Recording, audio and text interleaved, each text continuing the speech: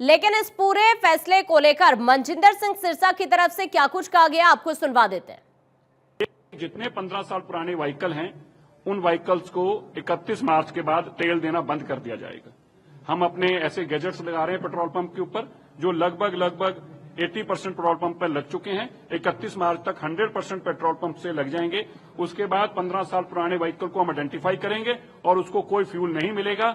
आज ही हमारी सरकार इसकी जानकारी पेट्रोलियम मिनिस्ट्री के माध्यम से देगी कि आप कोई भी पेट्रोल पंप ऑनर जो है, मालिक जो है, वो 15 साल पुराने व्हीकल को डीजल पेट्रोल नहीं दे सकता।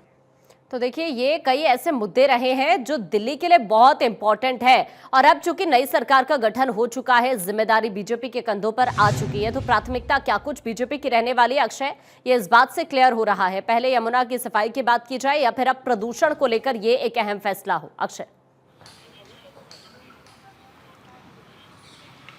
बिल्कुल, वायु प्रदूषण और यमुना का प्रदूषण, जल प्रदूषण निश्चित रूप से संकट में दिल्ली को डालता रहा है और दिल्लीवासी इसे हैरान परेशान नज़र आते रहे हैं।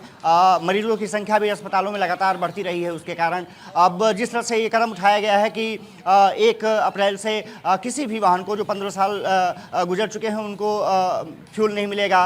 उनकी एंट्री जो होगी खास करके दिल्ली बॉर्डर पर, वो दिल्ली में नहीं होने दी जाएगी। यानी कि सिंधु बॉर्डर हो, गाजीपुर बॉर्डर हो या दिल्ली के अन्य बॉर्डर हो, वो एंट्री दिल्ली में नहीं कर सकते हैं, वहीं उनको स्टॉप कर दिया जाएगा। और साथ ही साथ दिल्ली में जिस तरह से ये कहा जा रहा है कि प्लांटेशन ड्राइव होगा, उससे निश्चित रूप से हवा के सुधरने की गुंजाइश बन सकती है और सरकार का ये बेहतर कदम बताया जा सकता है। साथ ही साथ यमुना की सफाई का काम भी अब तेज गति से बढ़ने वाला है, क्योंकि उसका भी जिस तरह से पॉइंट है वो लगातार बनाया जा रहा है। प्रधानमंत्री के साथ जल्द ही उसको टेबल किया जा सकता है, क्योंकि जल संसाधन मंत्री जो जल शक्ति मंत्री हैं CR पाटिल, उनके साथ भी रेखा गुप्ता की बैठक हो चुकी है। तो कहा जा सकता है कि मनजिंदर सिंह सिरसा ने जिस तरह से पर्यावरण मंत्री का पदभार संभाला है और इस बैठक से उन्होंने ये दिखाया है कि आने वाले समय में जरूर कवायदे की जाएगी जिससे कि प्रदूषण की समस्या से निपटा जा सके।